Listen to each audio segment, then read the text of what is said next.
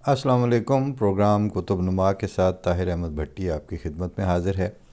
TI college के हवाले से डॉक्टर परवेज़ अहमद परवाज़ी साहब का मैंने मज़मून का कुछ हिस्सा पिछली दफ़ा पेश किया था और आज उसी तसलसल में जितने मिनट और जितने सफ़हात मज़ीद इस एपिसोड में कवर हो सके वो मैं पेश कर देता हूँ।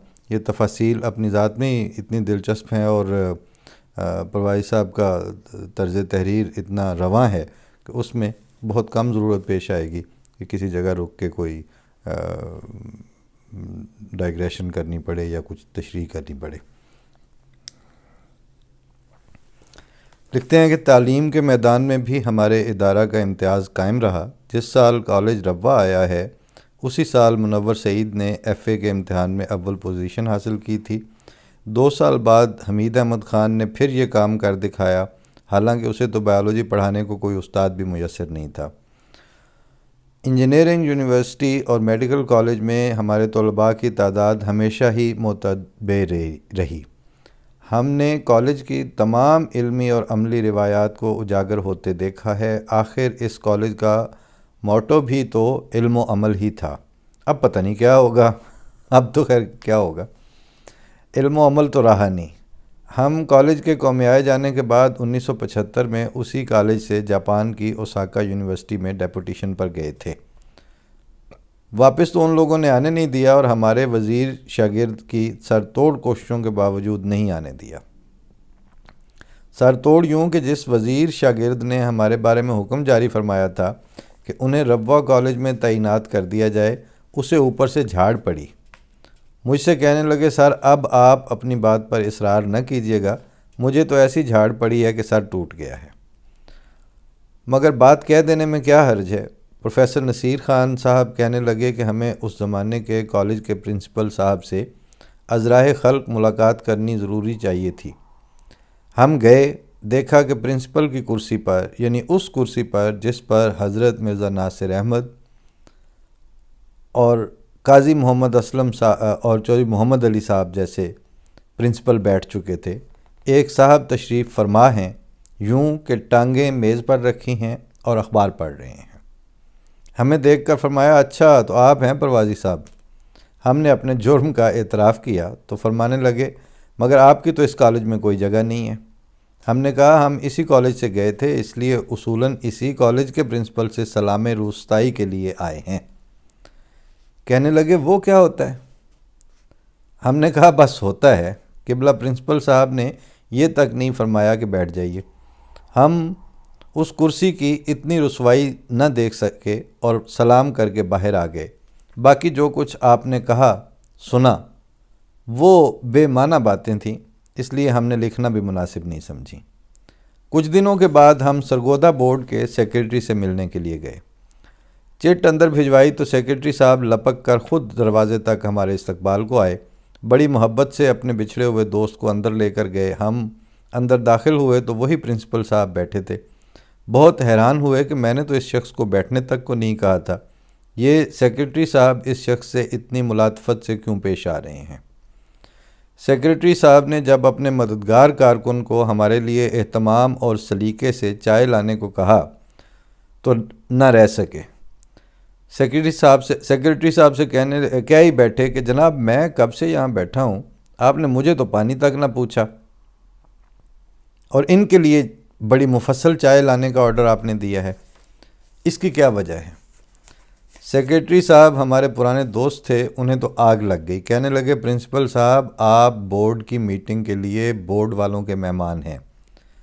डॉक्टर साहब मेरे पुराने और ज़ाती दोस्त हैं। हम लोग रब्वा भी जाएं तो कभी कॉलेज वालों को तकलीफ़ नहीं देते, इनके घर चले जाते हैं जहां हमें वक्त बे वक्त खाना भी मैसर आ जाता है और चाय भी मिल जाती है। अब वो 4 साल के बाद मेरे पास मुझे मिलने को आए हैं तो मैं उनकी इतनी भी खातिरदारी ना करूं।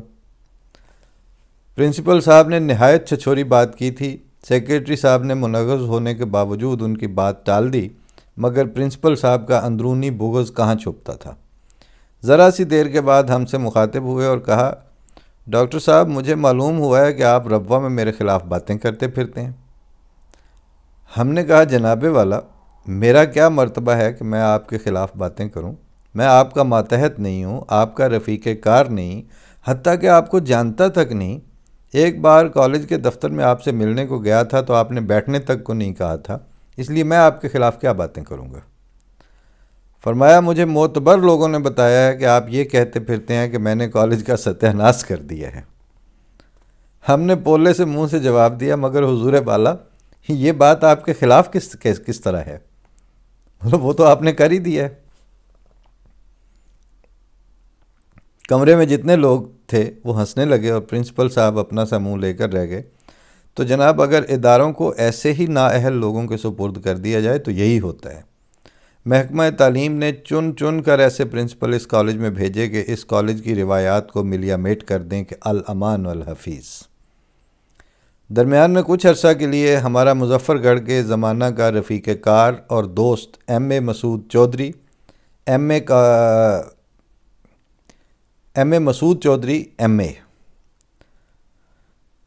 یعنی ان کا ڈگری بھی ایم اے ہے اور شروع میں بھی ایم اے لگا ہوا ہے، وہ کالج کا پرنسپل بن کر آیا تو کالج والوں کو کچھ امان ملی۔ تھوڑے عرصہ کے لیے ڈاکٹر مظفر عباس بھی آئے۔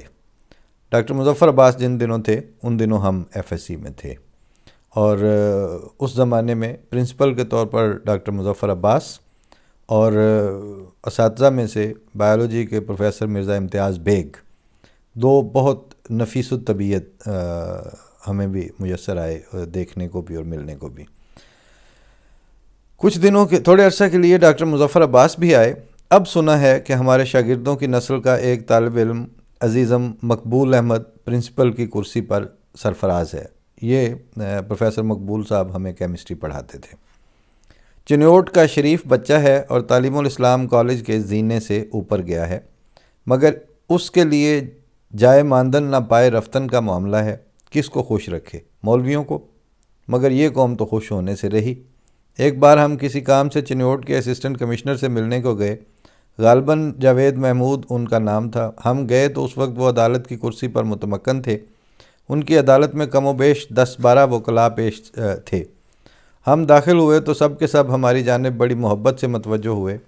اسسٹنٹ کمشنر صاحب عدالت برخاست کر کے اپنے چیمبر میں چلے گئے اور ہمیں باریابی کا شرف بخشا۔ کہنے لگے یہ چنیوٹ تو آپ کا مخالف شہر ہے، مگر یہاں کے وکلاء آپ کے بڑے مداح لگتے ہیں۔ ہم نے انہیں بتایا کہ جتنے وکلاء تھے وہ اتفاق سے سب کے سب میرے شاگرد تھے، اس لیے انہوں نے استاد کی جانب محبت آمیز التفات دکھایا تو اس میں حیرانی کی کون سی بات ہے؟ کہنے لگے آپ کے شاگرد ہیں، یعنی روا کالج میں پڑھے ہوئے ہیں؟ ہم نے انہیں بتایا کہ چنیوٹ شہر کے شرفاء اپنے بچوں کو روا کالج میں پڑھنے کے لیے بھیجتے تھے، اب بھی بھیجتے ہیں، اگرچہ اب وہ مولوی مدن کی سی بات نہیں۔ چنیوٹ میں جو بھی پڑھا لکھا آدمی نظر آئے گا وہ روا کالج کا پڑھا ہوا ہوگا۔ ہمارا کالج شرفاء کا کالج تھا، اور چنیوٹ شہر میں صرف مولوی ہی نہیں رہتے، شریف لوگ بھی رہتے ہیں۔ محکمہ تعلیم کی اعلان پالیسی یہ رہی کہ اس کالج میں کسی احمدی کو نہیں لگایا جائے گا۔ جو ریٹائر ہو جائیں گے ان کی جگہ غیروں سے پر کی جائے گی، اور جو باہر جائے گا خواہ وہ پی ایچ ڈی کے لیے گیا ہو یا پڑھانے کے لیے، واپسی پر اسے اس کالج میں تعینات نہیں کیا جائے گا۔ مرزا انس احمد صاحب بلکہ انہوں نے ان کے میرے خیال اسٹوڈنٹ پہ ہیں تو انہوں نے لکھا ہے مرزا انس احمد جب ایم فل کر کے آکسفورڈ سے واپس آئے تو اس کالج میں نہیں آئے تھے، انہیں حضرت صاحب نے جامعہ میں لگا دیا۔ جب ایسا تعصب پالیسی کا حصہ بن جائے تو اداروں کو بگڑتے کیا دیر لگتی ہے؟ پھر ایسے متعصب اساتذہ خاص طور سے دور دور سے تبادلہ کر کے اس کالج میں لائے جائیں گے جو اس کالج کی روایات کو مٹانے کے درپے ہوں۔ طلباء کی دل آزاری کریں، روایتوں کا مضحکہ اڑائیں۔ آفرین ہے اپنے بچوں پر بھی کہ یہ سب کچھ انگیز کر لیا، مگر کسی کو یہ کہنے کا موقع نہیں دیا کہ تعلیم الاسلام کالج میں ہڑتال ہوئی ہے۔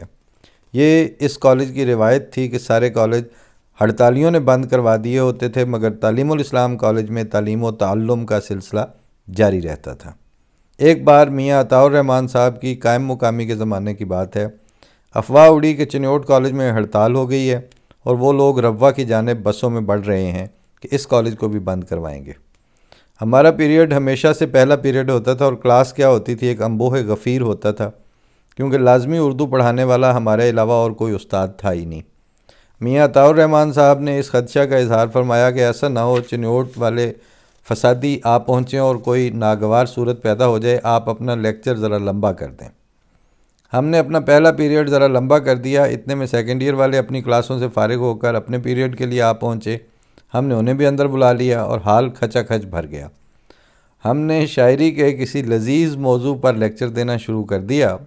اس روز کچھ زیادہ ہی زور بیان اللہ میاں نے دے دیا، بچوں کو پتہ تک نہیں چلا کہ 1 2 نہیں 3 پیریڈ گزر گئے ہیں، اور ابھی ہمارا موضوع سخن تشنا ہے اور بچے چاہتے ہیں کہ ہم اس موضوع پر بولتے چلے جائیں کہ جب شادی نے آ کر ہمیں جھڑکا کہ بس کرو جی، اب باقی استاد سٹاف روم میں بیٹھے آپ کو کوس رہے ہیں، تو ہم نے کلاس چھوڑی۔ بات رفت گزشت ہو گئی، نہ بچوں کو پتہ چلا کہ ہماری اس طول کلامی کی لم کیا تھی، اور نہ ہڑتالیوں کو کالج میں آ کر ہمارے بچوں کو گمراہ کرنے کا موقع ملا۔